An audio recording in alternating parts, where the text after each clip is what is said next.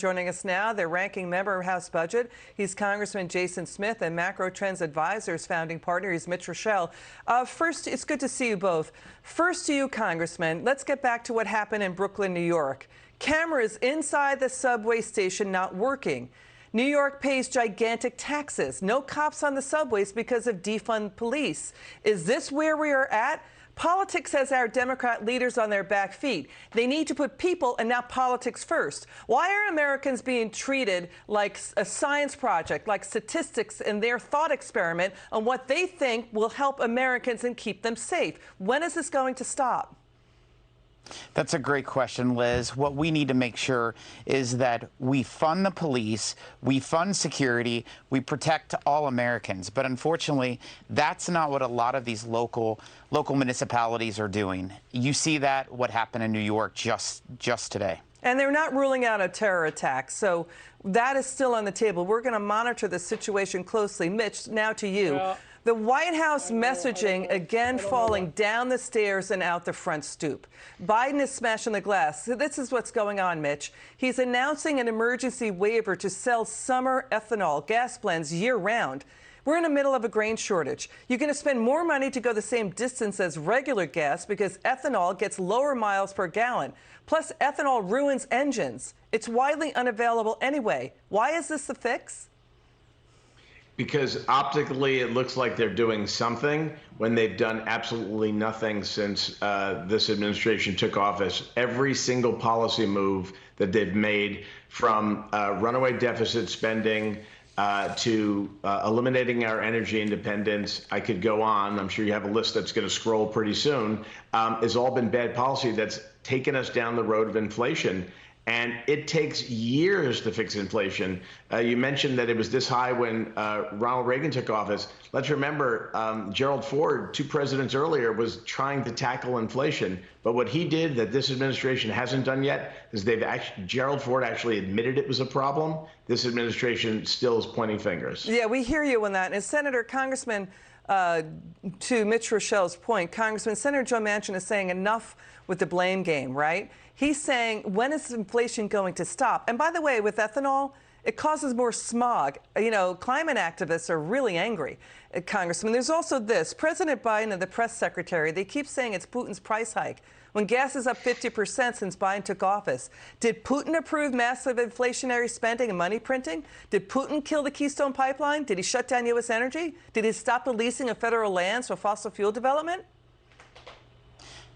Liz, this administration needs to stop blaming everyone else. They need to focus on the issues at hand. If you spend $7.5 trillion, that's going to fuel the fire of inflation, and that's exactly what they're doing. Inflation has risen 10.4% since Joe Biden took the oath of office.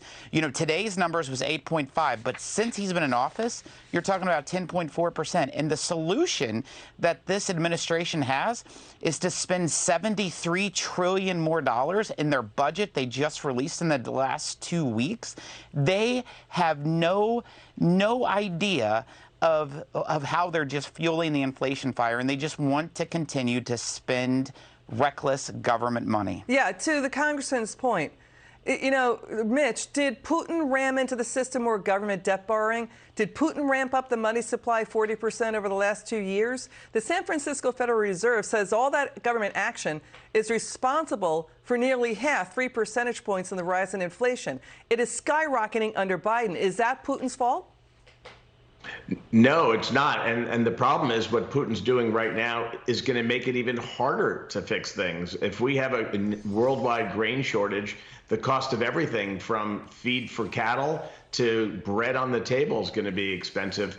And listen, let's remember this. The Fed's job is to combat inflation. Their tool in the toolbox is to raise interest rates. Their tool is to stop printing money. And when they do that, our economy is likely going to slow down. Yeah. So sad to say, the fix for inflation is a recession. And no, Putin didn't do that either. That's what history shows. You raise rates, and it triggers usually a recession. You know, Congressman, Democrats are in a panic. Biden is underwater in the polls on key pocketbook and security issues. We're talking inflation, U.S. energy, the border, crime. His approval rating is dropping among 18 to 30-year-olds. CBS News, Gallup polls show this. So when we see what the rhetoric has been and the messaging, it's been all over the map. Watch HBO's Bill Maher on this. Watch.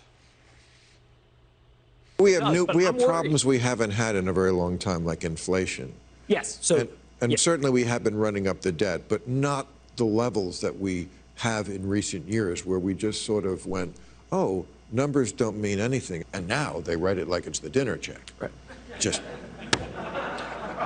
I don't know where that leads. We are in highly unusual conditions. I think it's worth saying that. I mean, we're in the middle of a pandemic, and I think Joe Biden. We're not in the middle of one, and it's, No, we're not, it's debatable as to whether we should have lost our to that degree. And there are also people who say lockdowns didn't really change anything. Yeah, that's it. Lockdowns didn't change anything. Lockdowns worsened the situation. You Democrats, you ruined it with lockdowns. You destroyed it. You triggered the spending. You know, former Obama advisors Jason Furman, Larry Summers, Steve Ratner saying your spending is igniting inflation. Why is this falling on deaf ears in the White House, Congressman? Final word. It's really hard to tell, but you know what? The American people are seeing that every decision this White House has been making has been creating one crisis after another, whether it's the inflation crisis, the energy crisis, the border crisis, and the American people are fed up with it. The White House doesn't see that all of their decisions is creating huge crises for hardworking Americans. They only care about their own political crisis. Congressman Jason Smith and Mitch Roschelle, thanks for joining us tonight. It's good to have you on.